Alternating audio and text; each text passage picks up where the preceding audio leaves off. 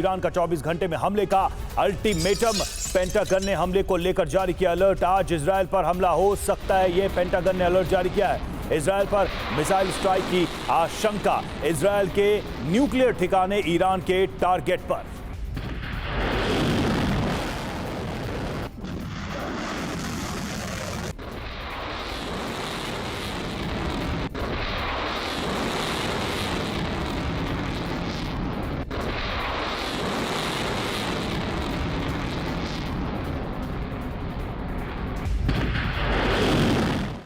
तो ईरान ने हानिया की मौत का बदला लेने के लिए इजरायल पर बहुत बड़े हमले का अल्टीमेटम दिया है।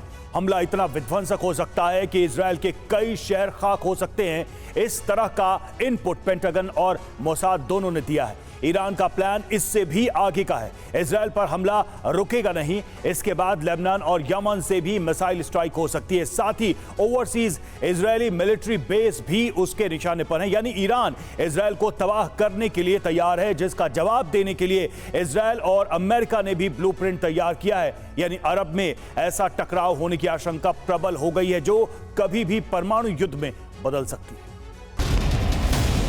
इजराइल सोच भी नहीं सकता इतना बड़ा हमला होगा।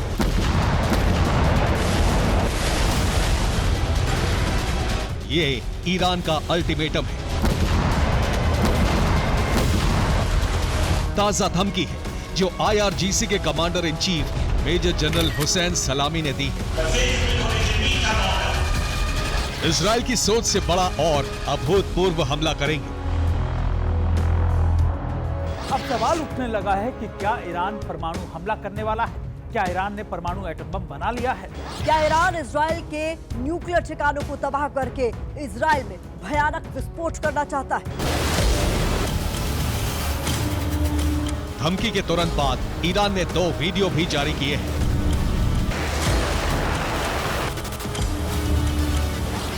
इस वीडियो के जरिए ईरान ने बताया है कि वो कैसे इजराइल को दहलाएगा, कैसे एक साथ ड्रोन, रॉकेट और मिसाइल इजराइल में तबाही मचाने के लिए तैयार है।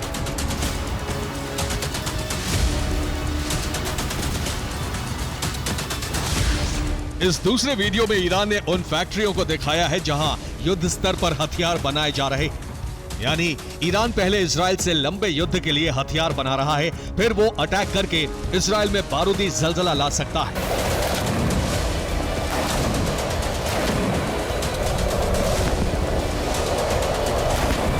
अगर ऐसा हुआ तो फिर परमाणु बवंडर आ जाएगा। मिडिल ईस्ट युद्ध का एक नया मोर्चा बन जाएगा, जिसमें खास तौर पर नए बड़ी महाशक्तियों का टकराव होना तय है। ईरान की धमकी के बाद इजराइल के रक्षा मंत्री योव गैलेंट ने इमरजेंसी बैठक बुलाई, जिसमें तमाम शीर्ष कमांडर शामिल हुए। ये उसी मीटिंग की तस्वीरें हैं जिसमें योव गैलेंट के पास IDF प्रवक्ता डैनियल हैगरी बैठे हैं। साथ ही दूसरे सीनियर ऑफिसर्स भी हैं। मीटिंग में गैलेंट ने इजराइल को एक अभेद्य किले में बदलने का फरमान जारी कर दिया।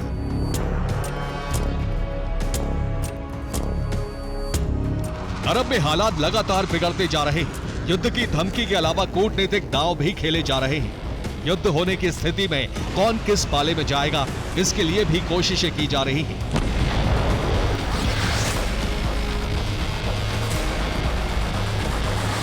एक तरफ सेंटकॉम चीफ इजराइल जा पहुंचे हैं, जहां वो जॉर्डन जाएंगे। सेंटकॉम चीफ लाल सागर और भूमध्य सागर से संभावित खतरे को लेकर प्लानिंग करने इजराइल पहुंचे हैं। दूसरी तरफ ईरान ने इस्लामिक देशों को साथ आने के लिए कहा है। जॉर्डन और अमेरिका समर्थित अरब देशों को संदेश दिया है कि इजराइल पर हमला होकर रहेगा।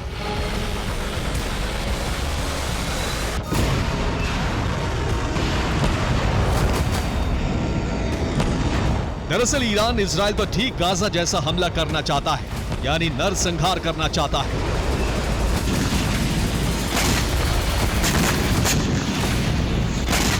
इसका अंदाजा इजराइल को भी है, इसलिए हमले से निपटने और तैयारी तेज करने के लिए नेतन्याहू की पूरी कैबिनेट को एक सीक्रेट बंकर में भेज दिया गया है। अब वहीं से हर फैसला लिया जा रहा है।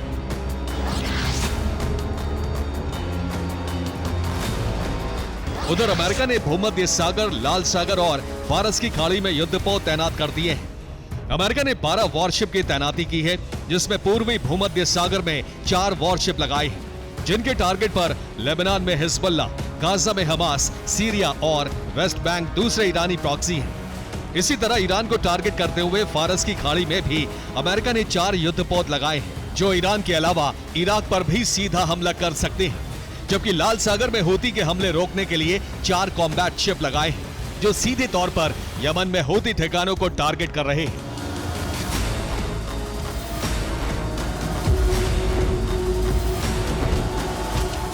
अमेरिका की साख मिडिल ईस्ट में दांव पर लगी है।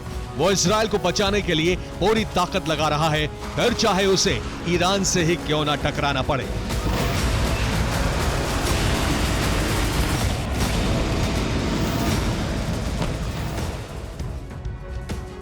इधर इजराइल भी युद्ध की तैयारी कर चुका है। नेतन्याहू की कैबिनेट यरूशलेम शिफ्ट कर दी गई है। यरूशलेम में कैबिनेट के लिए अंडरग्राउंड बंकर बनाया गया है। खुफिया बंकर को वॉर कमांड सेंटर की तरह इस्तेमाल किया जाएगा। बंकर से ही कैबिनेट युद्ध से जुड़े अहम फैसले लिया करेगी और बंकर की सुरक्षा के लिए 3 लेयर डिफेंस सिस्टम लगाया गया है। बंकर की सुरक्षा का जिम्मा मोसाद के पास है, जबकि शिन बेट ने सीक्रेट सेंटर यरूशलेम में को बनवाया है। और बंकर इतना मजबूत है कि परमाणु बम के हमले का भी असर नहीं होगा। बंकर के अंदर से ही ईरान पर मिसाइल स्ट्राइक का फरमान दिया जा सकता है। बंकर से निकलने का खुफिया रास्ता यरूशलेम से तेल अवीव तक बनाया गया है।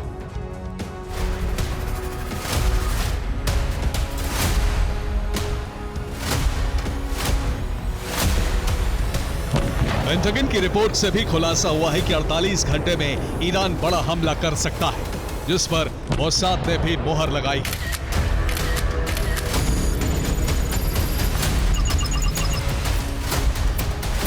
ईरान 3 तरफा हमला करने की तैयारी में है।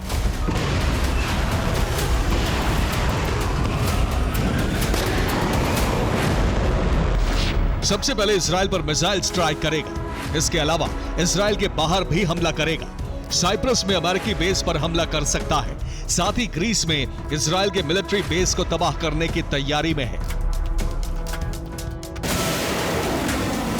यानी ईरान अमेरिका और इजरायली ठिकानों को न सिर्फ मिडिल ईस्ट में बल्कि अरब के पास पड़ने वाले ठिकानों को भी तहस नहस कर देना चाहता है, जिससे इजराइल को तुरंत मदद न मिल सके।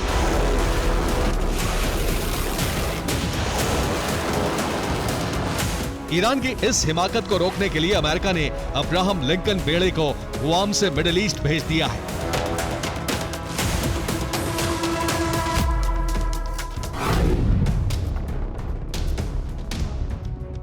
अब इजराइल ने तैयारी शुरू कर दी है। अगर इजराइल को जरा भी अंदेशा हुआ कि हमला होने वाला है, तो इजराइल ईरान पर पहले बमबारी शुरू कर देगा।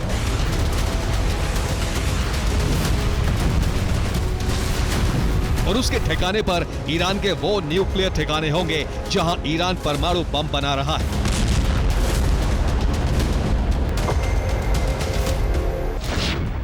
जिसमें इस्फहान, नातांज, फोर्दो, तेहरान और अरक सबसे पहले टारगेट होंगे। इनकी जानकारी परमाणु कार्यक्रम पर निगरानी रखने वाली यूएन एजेंसी ने भी दे दी है।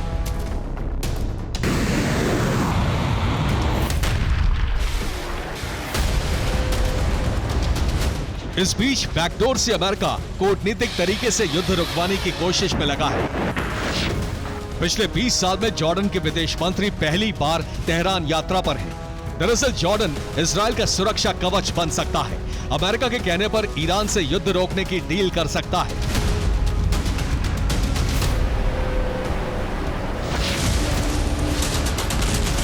हालांकि ईरान कह चुका है इजराइल ने रेड लाइन पार की है।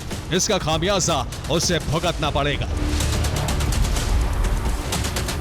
अगले 48 घंटे पूरे अरब के लिए बेहद अहम है, क्योंकि इन्हीं में तय होगा कि अरब में तीसरे विश्व युद्ध का विस्फोट होगा या फिर जॉर्डन की युद्ध रोकने की अपील ईरान मानेगा। Bureau report, TV9 Bharatvarsh. Iran की धमकी के बाद इजरायल में इमरजेंसी मीटिंग में रक्षा मंत्री योव गैलेंट के साथ कई कमांडर शामिल। ईरान का हमला रोकने के लिए बनाया गया ब्लूप्रिंट।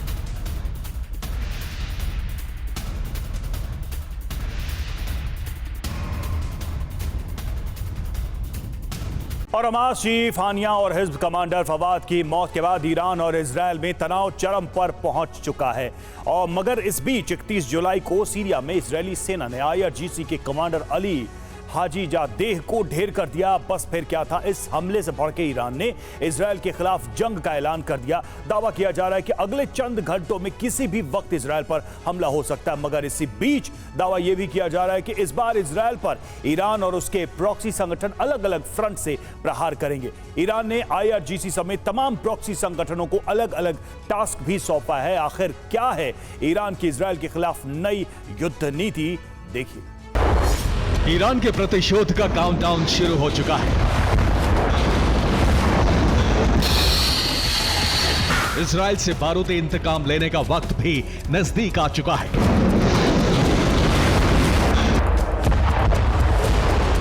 और दावा किया जा रहा है कि अगले चंद घंटों में इजरायली धरती अब तक के सबसे भीषण अटैक से थर्रा सकती है।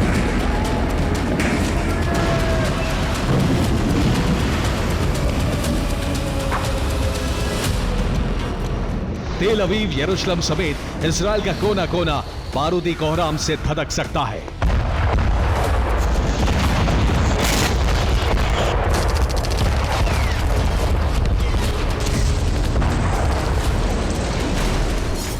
वैसे तो ईरान और इजरायल में अदावत दशकों पुरानी है, मगर मौजूदा वक्त में ईरान और इजरायल के बीच जंग के जो हालात बने हैं उसकी वजह है 30 जुलाई से 31 जुलाई के बीच अरब के 3 देशों में हुआ इजरायल का हंट ऑपरेशन।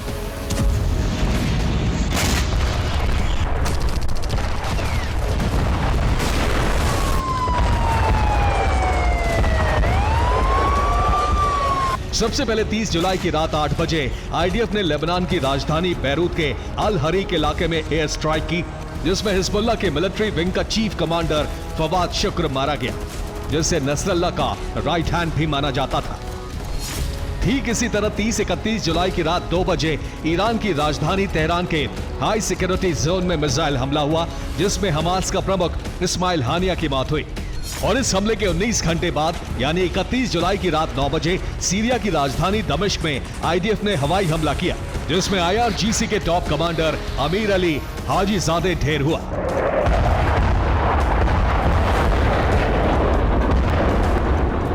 इस हंट ऑपरेशन के जरिए जहां इजरायल ने हिजबुल्लाह और हमास को गहरा जख्म दिया, वहीं IRGC कमांडर को सीरिया में मौत के घाट उतारकर इजरायल ने ईरान को भड़का दिया।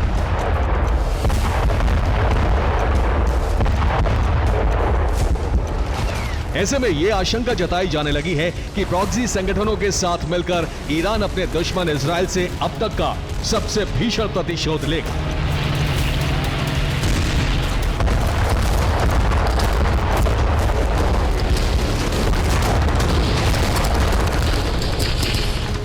इजरायल पर कई फ्रंट से प्रहार करेगा। तो आपको बता दें कि ईरान ने भी इजरायल के खिलाफ हमले की नीति में जबरदस्त बदलाव किया है।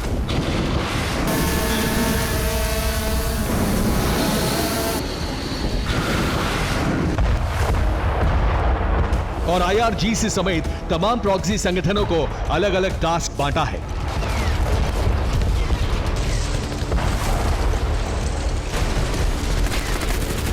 यानी कौन कहां हमला करेगा, किसके टारगेट पर क्या होगा, इसका ब्लूप्रिंट ईरान तैयार कर चुका है। आखिर कैसे, देखिए।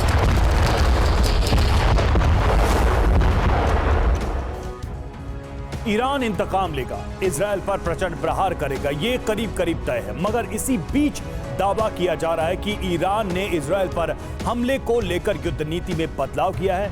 वो ये कि ईरान और अरब में मौजूद उसके तमाम प्रॉक्सी संगठन इजरायल पर अलग अलग फ्रंट से हमला करेंगे।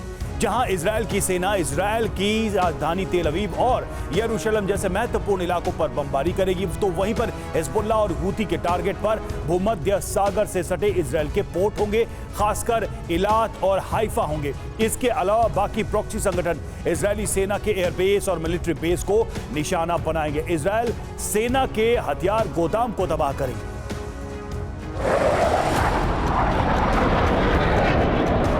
दरअसल 30 से 31 जुलाई के बीच जिस तरह इजरायल ने हिजबुल्लाह, हमास और ईरान के कमांडर्स को ढेर किया, उससे पूरे अरब वर्ल्ड में खलबली मच गई।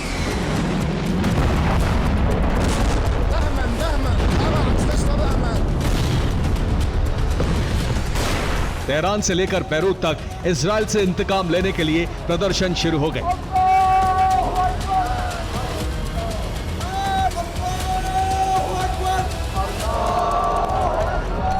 गौर करने वाली बात यह है कि बैरूत और लेबनान की सड़कों पर कई बड़े पोस्टर लगाए गए, जिसमें ईरान के पूर्व top commander Sulemani, Hizb commander Fawad और हमास चीफ हानिया की तस्वीर लगी हुई थी।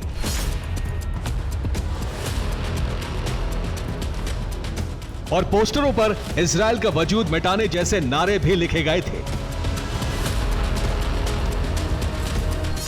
दावा किया जा रहा है कि जिस तरह पहला विश्व युद्ध ऑस्ट्रिया के राजकुमार आर्कड्यूक फ्रांस फर्डिनेंड की सर्बिया में हत्या को लेकर भड़का था, उसी तरह अरब में महाजंग का आगाज इन तीन चेहरों के प्रतिशोध के साथ शुरू होगा।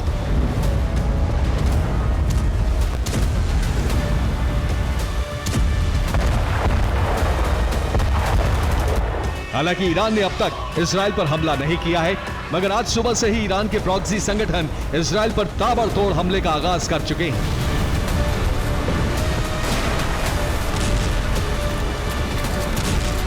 उत्तरी इजराइल में हिजबुल्लाह ने भीषण स्ट्राइक की, घातक मिसाइलों और ड्रोन से ताबड़तोड़ प्रहार किया। उत्तरी इजराइल के इलाकों में कर्फ्यू जैसे हालात बने। वहीं लाल सागर में हूती ने विध्वंसक हमले को अंजाम दिया। हूती ने रूसी मिसाइल सिस्टम KUB से MQ-9 रीपर ड्रोन मार गिराया। इसके अलावा एक कार्गो शिप पर भी मिसाइलों से धावा बोला।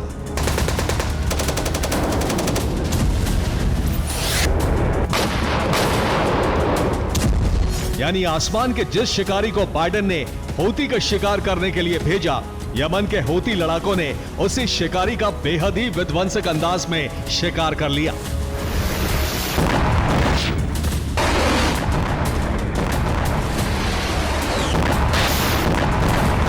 अब तक हूती के लड़ाके अमेरिका के 7 रीपर ड्रोन को नेस्तनाबूद कर चुके हैं। दरअसल ईरान की रणनीति साफ है, वो ये कि ताबड़तोड़ अंदाज में इजराइल की धरती को बम गोला बारूद से दहलाया जाए, तो वहीं लाल सागर और भूमध्य सागर की तरफ से इजराइल आने वाले जहाजों को तबाह किया जाए।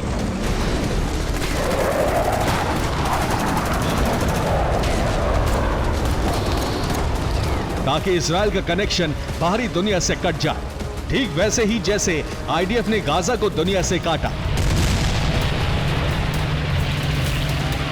जिसका नतीजा यह होगा कि इजराइल में खाद्य संकट गहराता जाएगा और इजराइल के लोग तिल तिल कर मरने को मजबूर हो जाएंगे। अब यह देखना होगा कि ईरान के बारूदी चक्रव्यूह को नेतन्याहू कैसे तोड़ते हैं। Bureau report, TV9 Bharatvarsh. 2 महीने से आरक्षण के विरोध की आग में झुलस रहे बांग्लादेश में तख्ता पलट हो गया है। पीएम शेख हसीना को देश छोड़कर भागना पड़ा और देश की कमान सेना प्रमुख के हाथों में आ गई। भारी अराजकता के बीच बांग्लादेश में प्रधानमंत्री आवास तक को लूट लिया गया। हजारों लोग देश की संसद में घुस गए। आंदोलन और प्रदर्शन अब हिंसा, दंगा और लूट में तब्दील हो चुका है। शेख हसीना के देश छोड़ने के बाद उनकी पार्टी के दफ्तर जला दिए गए और हर जगह उनकी तस्वीर हटा दी। सड़क पर नारेबाजी करने वाली भीड़ प्रधानमंत्री आवास के भीतर थी।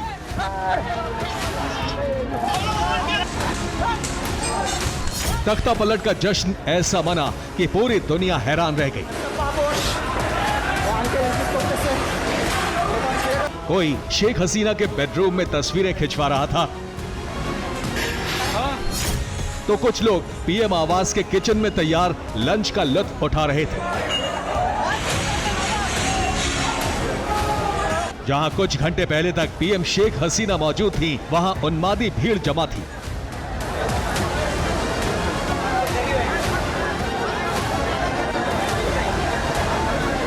पीएम हाउस में जिसके हाथ जो लगा वो उठाकर ले गया।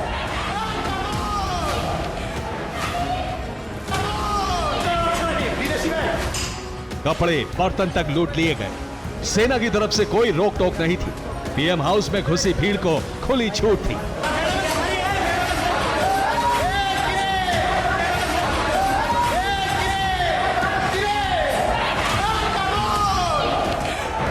कुछ लोग पीएम हाउस के सरोवर में नहाने लगे, तो कुछ बोटिंग करने लगे। ये सब कुछ शेख हसीना के हेलीकॉप्टर के टेक ऑफ के चंद मिनटों बाद ही हुआ। अंदाजा लगाया जा सकता है कि शेख हसीना को देश छोड़ने में थोड़ी देर भी होती तो लाठी डंडे से लैस ये भीड़ पीएम हाउस में न सिर्फ लूटपाट मचाती, बल्कि पीएम हाउस में खून भी बहा सकती थी।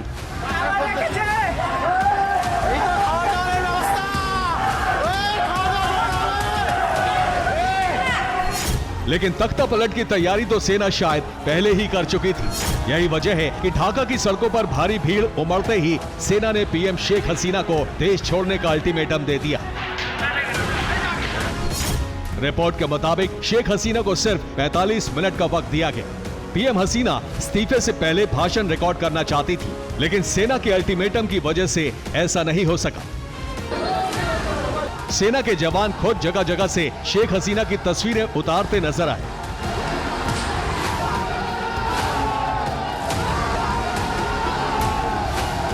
सड़क पर सेना के जवानों ने गोली चलाकर शेख हसीना के तख्ता पलट का स्वागत किया। देश में हालांकि अराजकता का माहौल 24 घंटे पहले ही बन चुका था, लेकिन तख्ता पलट के बाद देश के पीएम हाउस से लेकर संसद तक प्रदर्शनकारियों का कब्जा हो गया। संसद में भीड़ ने भारी तोड़ फोड़ मचाई।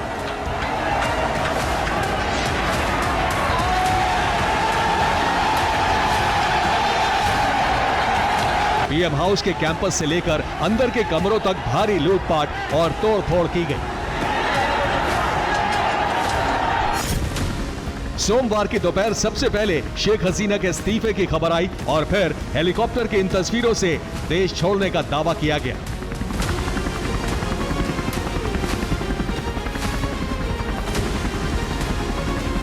शेख हसीना के प्रति प्रदर्शनकारियों के गुस्से का अंदाजा इस बात से लगाया जा सकता है कि उन्होंने बांग्लादेश के राष्ट्रपिता कहे जाने वाले बंगबंधु शेख मुजीबुर रहमान की मूर्ति पर हमला कर दिया। बांग्लादेश से सामने आए एक वीडियो में प्रदर्शनकारी बंगबंधु की मूर्ति पर चढ़कर हथौड़े चलाते दिखे। कई जगहों पर पत्थरबाजी की गई।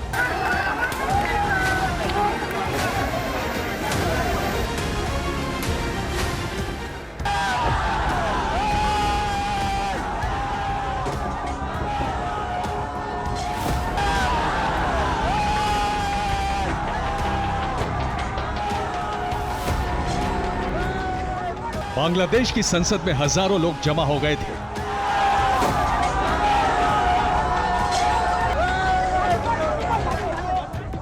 छत से लेकर सामने सड़क तक लोगों की भीड़ नजर आ रही थी।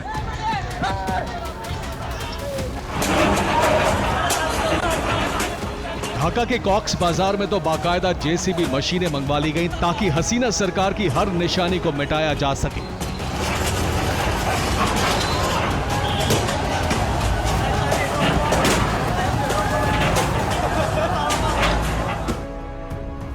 लूटपाट के बीच पीएम हाउस और आवामी लीग के दफ्तरों से लूट में जिसके हाथ जो लगा वही लेकर चल पड़ा। सड़क पर लोग रिक्शे से लूट के सामान को ले जाते दिखे। फ्रिज, टीवी जैसे महंगे सामान तो लूटे ही गए। लोग कुर्सियां और गद्दे तक लूट कर ले गए। लोग मुर्गे, मछली और बकरी तक लूट कर अपने साथ ले गए। बांग्लादेश से दोपहर में शेख हसीना की ये तस्वीरें सामने आईं और इसके बाद शेख हसीना दिल्ली के करीब गाजियाबाद के हिंडन एयरबेस पर नजर आईं। शेख हसीना तो सुरक्षित हिंदुस्तान पहुंच गईं, लेकिन बांग्लादेश कई घंटे तक जलता रहा। बांग्लादेश में जगह जगह से काला धुआं उठ रहा था। शेख हसीना की पार्टी आवामी लीग के दफ्तरों को जलाया जा रहा था। आवामी लीग के दफ्तरों से बोर्ड उखाड़े गए और फिर दफ्तर की इमारत में आग लगा दी गई। हिंसा और आगजनी के बीच लोग तख्ता पलट की खुशी में नाच भी रहे थे।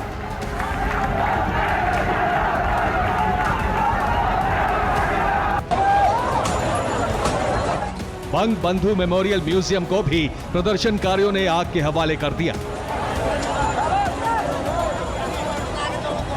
बांग्लादेश में 2 महीने पहले आरक्षण के विरोध में छात्र आंदोलन की शुरुआत हुई थी। संक्षेप में पूरे आंदोलन की कहानी बताते हैं। 5 जून हाईकोर्ट ने स्वतंत्रता सेनानी के रिश्तेदारों को नौकरी में 56% कोटा देना तय किया। 12 जुलाई कोटा का विरोध तेज होता गया। प्रदर्शन हिंसक हुआ और दुकानें जलाई गईं। 14 जुलाई शेख हसीना के प्रदर्शनकारियों को गद्दार कहने के बयान पर हिंसा भड़की। 19 जुलाई पुलिस की गोलीबारी में एक दिन में 60 लोगों की मौत हो गई। 21 जुलाई सुप्रीम कोर्ट ने नौकरी में कोटा को घटाकर 7% कर दिया। 2 अगस्त ढाका समेत कई इमारतों में फिर हिंसा भड़क गई। 4 अगस्त पुलिस की गोली और हिंसा में एक दिन में 100 लोगों की मौत हो गई। सोमवार को ढाका में बड़े प्रदर्शन की तैयारी थी। लोग सड़क पर उतरे और दोपहर तक बांग्लादेश में तख्ता पलट हो गया। Bureau report, TV9 Bharatvarsh.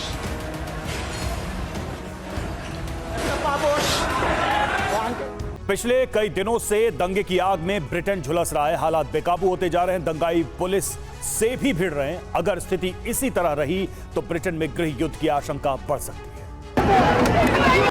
पिछले एक हफ्ते से ब्रिटेन के कई शहर इसी तरह सुलग रहे हैं।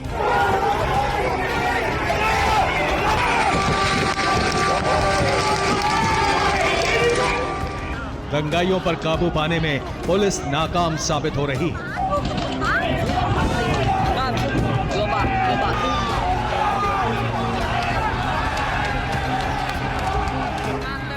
ये ब्रिटेन के टेमवर्थ से आई तस्वीरें हैं, जहां एक होटल में हिंसक प्रदर्शनकारी जा घुसे। होटल में जमकर तोड़फोड़ की। पुलिस रोकने आई तो उस पर भी पत्थरबाजी की।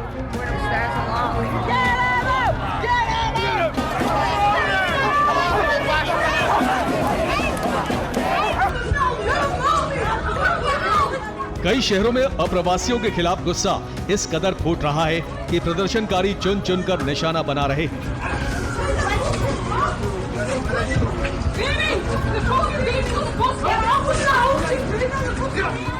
इस वीडियो में देखिए कैसे लाठी डंडे से अप्रवासी को पीटा गया। इस दूसरे वीडियो में देखिए 10-15 प्रदर्शनकारी एक अप्रवासी को काफी देर तक पीटते रहे। उसके सिर से खून भी निकलने लगा, लेकिन प्रदर्शनकारी रुके नहीं।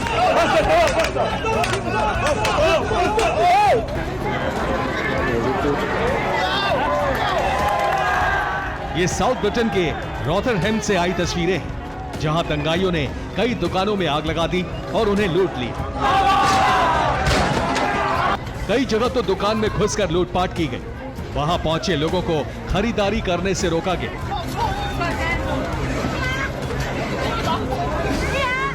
साउथपोर्ट में हालात काफी बेकाबू हैं। पुलिस प्रदर्शनकारियों को रोकने में नाकाम है।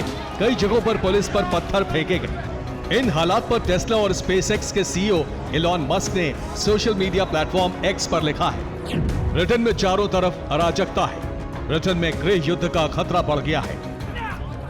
ब्रिटेन के 20 शहरों से हिंसा की तस्वीरें आ रही हैं। हालात लगातार बिगड़ रहे हैं। स्थानीय लोगों और अप्रवासियों के बीच कई जगह मारपीट की भी खबरें आई हैं। दंगे के पीछे की वजह एक घटना को बताया जा रहा है। एक हफ्ते पहले साउथपोर्ट के एक डांस स्टूडियो में एक शख्स ने 3 बच्चियों की चाकू से हत्या कर दी थी, जिसके बाद सोशल मीडिया पर उसकी अप्रवासी होने और एक इस्लामिक जिहादी ग्रुप से लिंक होने की खबरें वायरल हो गई। इसके बाद लोगों ने प्रदर्शन शुरू किया, जिसमें से कुछ लोगों ने अप्रवासी और उनके धर्म स्थलों को निशाना बनाना शुरू किया, जिससे यह हिंसक प्रदर्शन कई दूसरे शहरों में फैल गया और ब्रिटेन सुलगने लगा। Bureau report, TV9 Bharatvarsh. Israel पर हमास की रॉकेट स्ट्राइक। जी हां, एस्तुद और एशकलोन में दागे गए हैं रॉकेट और हमास की अल कस्साम ब्रिगेड ने इसकी जिम्मेदारी ली है। हमले का वीडियो भी अल कस्साम ने जारी किया है।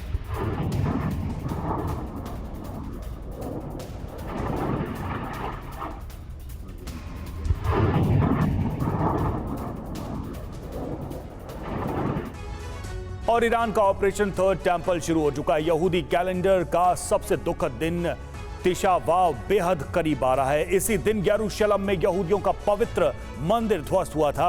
अब ईरान इसी दिन यानी 12 अगस्त को इजराइल को कभी भी न भूलने वाला जख्म देने की तैयारी में है।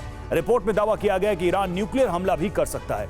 ईरान की इस तैयारी के बीच इजराइल एक बड़े युद्ध के लिए तैयार है, तो वहीं अमेरिका भी इजराइल को ईरान के प्रतिशोध से बचाने का इंतजाम कर रहा है। मिडिल ईस्ट से भूमध्य सागर तक बड़ी तैयारी कर दी गई है। हथियारों की खेप भी पहुंचाई जा रही है। ईरान के अभिमान की 2 सबसे बड़ी वजह।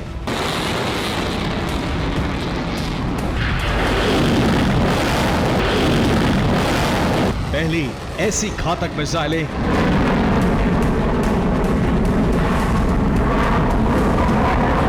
और दूसरी लॉन्ग रेंज के विध्वंसक ड्रोन।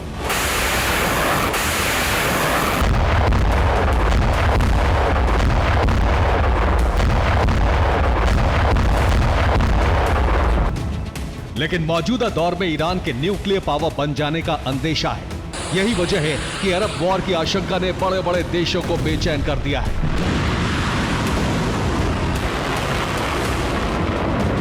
अमेरिका को शक है कि शायद इस बार वार पलटवार सिर्फ मिसाइलों और ड्रोन तक ही सीमित ना रहे। अंदेशा है कि रूस की मदद से ईरान न्यूक्लियर वॉरहेड बना चुका है।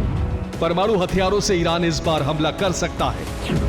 रूस चीन से ईरान को परमाणु हथियार दिए जा सकते हैं।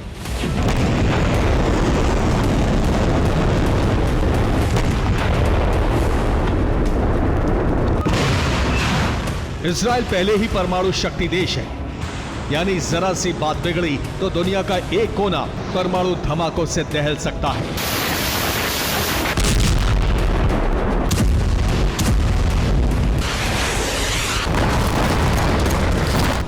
इजराइल के लिए चिंता की बात यह है कि इस बार प्रॉक्सी संगठनों की मदद से इजराइल की घेराबंदी कर दी गई है। इजराइल पर कई दिशाओं से हमला हो सकता है। तमाम आशंकाओं के बीच इजराइल का सबसे बड़ा मददगार अमेरिका भी तैयारी शुरू कर चुका है।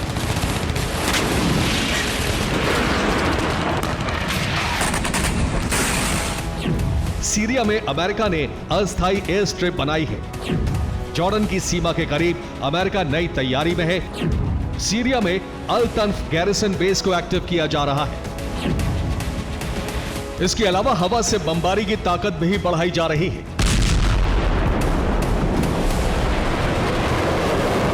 लेबनान में हिजबुल्लाह के सफाई के लिए अमेरिका इजराइल को घातक बम देने जा रहा है।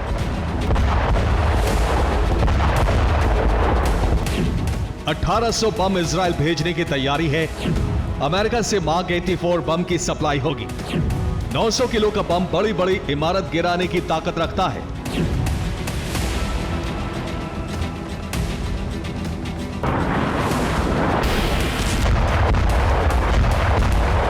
गाजा में अमेरिकी मार्क 82 बम के हमलों को देखा गया था, लेकिन अब लेबनान में हमले के लिए इजराइल को मार्क 82 से दुगनी ताकत वाला बम मिलने वाला है।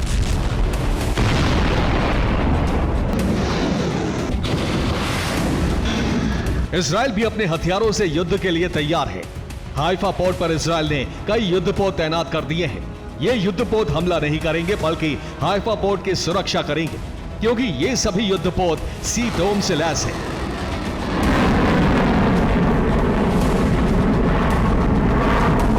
सी डोम आयरन डोम का नेवल वर्जन है, यानी हाइफा पोर्ट को कई एयर डिफेंस से सुरक्षित किया गया है। मिडिल ईस्ट में अमेरिका का शक्ति प्रदर्शन इजराइल का हौसला बढ़ा रहा है। यहां सबसे आगे है अमेरिका का बेहद ताकतवर एयरक्राफ्ट कैरियर अब्राहम लिंकन और उसके पीछे इस स्ट्राइक ग्रुप के तमाम युद्धपोत। ईरान से अभी एक मिसाइल भी नहीं दागी गई है, लेकिन मिडिल ईस्ट में विध्वंसक मिसाइलों के साथ अमेरिकी युद्धपोत इजराइल की मदद के लिए पहुंच चुके हैं।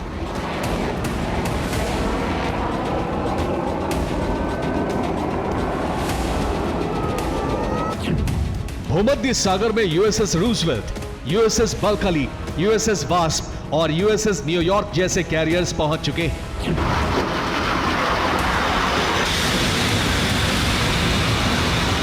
समंदर में तैयारी के साथ ही कतर में मौजूद एयरबेस पर अमेरिका के B-2 स्पिरिट बॉम्बर्स ने भी मोर्चा संभाल लिया है।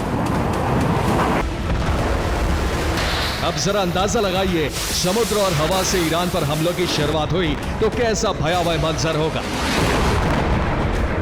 इजराइल की सरकार अब परमाणु बंकर से चल रही है और इजराइल की सेना मोर्चे पर तैनात की जा चुकी है। इंतजार सिर्फ पहले प्रहार का है।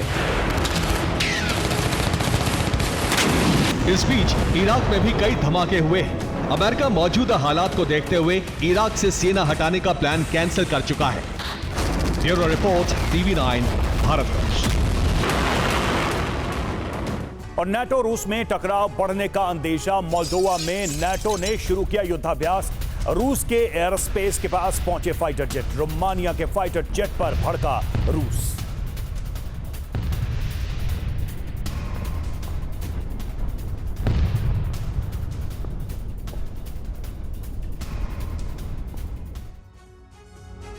अमेरिका का अजय आसमानी योद्धा F-16 यूक्रेन पहुंच चुका है। जेलेंस्की के पायलट यूक्रेन के आसमान में F-16 से निगरानी रख रहे हैं। जेलेंस्की अमेरिकी फाइटर जेट को एक बड़ा गेम चेंजर मान रहे हैं, लेकिन यह फाइटर जेट यूक्रेन और पूरे यूरोप को एटमी आग में धकेल सकता है। दरअसल पुतिन ने यूक्रेन को एटमी घेराबंदी शुरू कर दिया और इसके साथ ही पुतिन ने ऐलान किया है कि जो रूसी पायलट F-16 को ध्वस्त करेगा उसे बड़ा इनाम दिया जाएगा। बीते 1 साल से आसमान के जिस शिकार का इंतजार यूक्रेन को था, वो अब खत्म हो चुका है।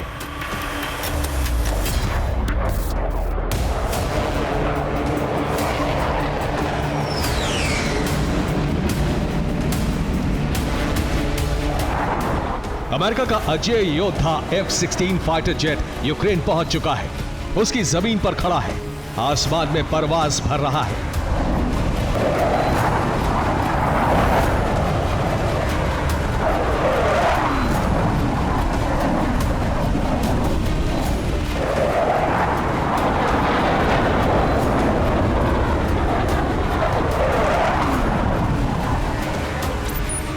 ये तस्वीरें यूक्रेन के एयरफोर्स डे की है, जिससे 24 घंटे पहले 4 अगस्त को मनाया गया।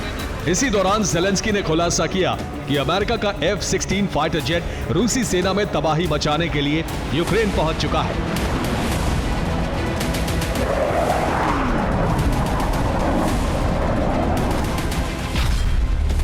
इस साल के आखिर तक यूक्रेन को कुल 60 फाइटर जेट दिए जाने हैं, जिसमें से 10 फाइटर जेट यूक्रेन पहुंच चुके हैं। ये फाइटर जेट डेनमार्क और नीदरलैंड्स ने भेजे हैं। एयरफोर्स डे के मौके पर यूक्रेन के पायलट्स ने F-16 उड़ाकर अपनी महारत और ताकत का ट्रेलर भी रूस को दिया। साथ ही ये मैसेज भी दिया कि F-16 की हर बारीकी यूक्रेनी पायलट पकड़ चुके हैं।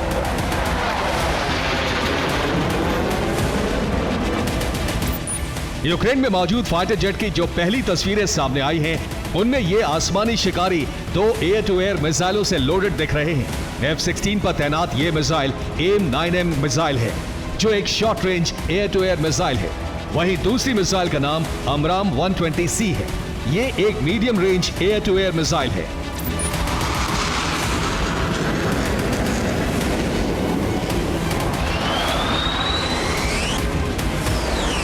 दावा है कि अभी यूक्रेन को F-16 के साथ इन्हीं दोनों मिसाइलों को दिया गया है। AMRAAM 120C और AIM-9M मिसाइल को खास तौर से आसमानी युद्ध के लिए तैयार किया गया है। इनका मकसद रूस के फाइटर जेट और कीव की तरफ बढ़ती मिसाइलों को नष्ट करना होगा।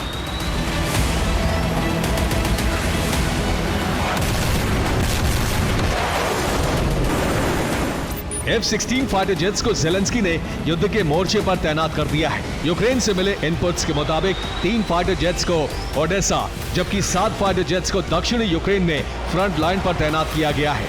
इन दोनों मोर्चों पर F-16 की तैनाती रूस के लिए बड़ी चेतावनी मानी जा रही है। दरअसल दक्षिणी यूक्रेन में रूस और यूक्रेन की आर्मी के बीच जबरदस्त जंग चल रही है और रूस इस इलाके में आगे बढ़ रहा है। F-16 की तैनाती के बाद यूक्रेन को नई ताकत मिलेगी और वो रूस की सेना को आगे बढ़ने से रोक सकेगी। 24 घंटे पहले यूक्रेन ने रूसी सबमरीन को नष्ट कर दिया था, जिसके बाद रूस के ओडेसा पोर्ट पर हमले के इनपुट्स मिले। ओडेसा में F-16 की तैनाती के बाद यूक्रेन की सेना को और मदद मिलेगी और वो रूस के प्लान को विफल कर सकेगी।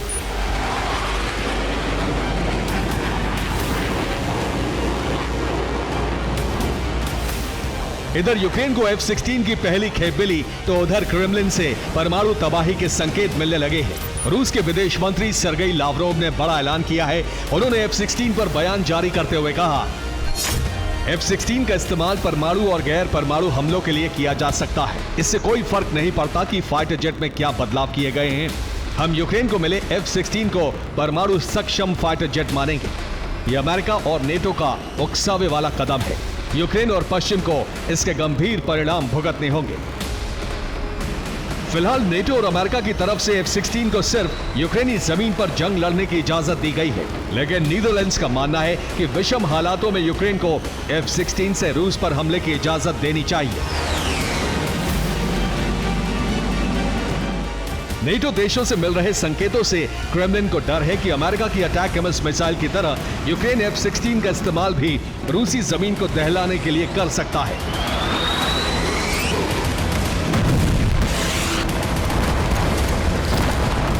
ऐसे में उसने यूक्रेन के खिलाफ परमाणु तैयारी शुरू कर दी है। रूस ने यूक्रेन बॉर्डर पर बड़ी परमाणु तैनाती की है। 12 जगहों पर परमाणु मिसाइलों को रेडी टू अटैक मोड में रखा गया है। Tu-160 बॉम्बर भी एक निर्देश पर हमले के लिए तैयार हैं। माना जा रहा है कि F-16 फाइटर जेट अगर रूस के रडार सिस्टम में दिखे तो पुतिन परमाणु हमले का आदेश दे देंगे। एक तरफ रूस परमाणु युद्ध की तैयारी कर रहा है तो वहीं F-16 को यूक्रेन में राख बनाने के लिए बड़ी तैयारी चल रही है। दरअसल क्रेमलिन की तरफ से बड़ा ऐलान किया गया है। रूसी फाइटर जेट्स को F-16 ढूंढ कर टारगेट करने के लिए कहा गया है। F-16 फाइटर जेट गिराने वाले पायलट को बड़ा इनाम दिया जाएगा। F-16 गिराने पर एयरफोर्स में प्रमोशन देने की भी बात है।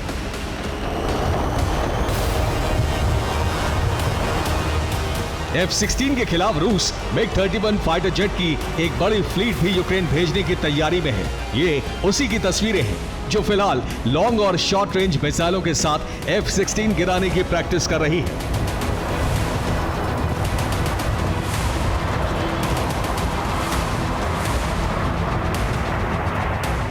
ज़ेलेंस्की भले ही F-16 को एक गेम चेंजर के तौर पर देख रहे हैं, लेकिन एक्सपर्ट्स की माने तो 10 F-16 युद्ध में कुछ बदलाव नहीं ला पाएंगे, जिसकी एक बड़ी वजह F-16 को यूक्रेन की पूरी एक्सेस और घातक मिसाइलें नहीं मिलना है।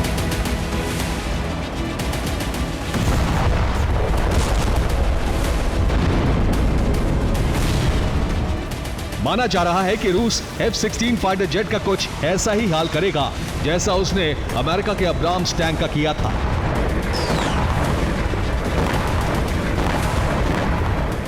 Bureau report, TV9, Bharatvarsh.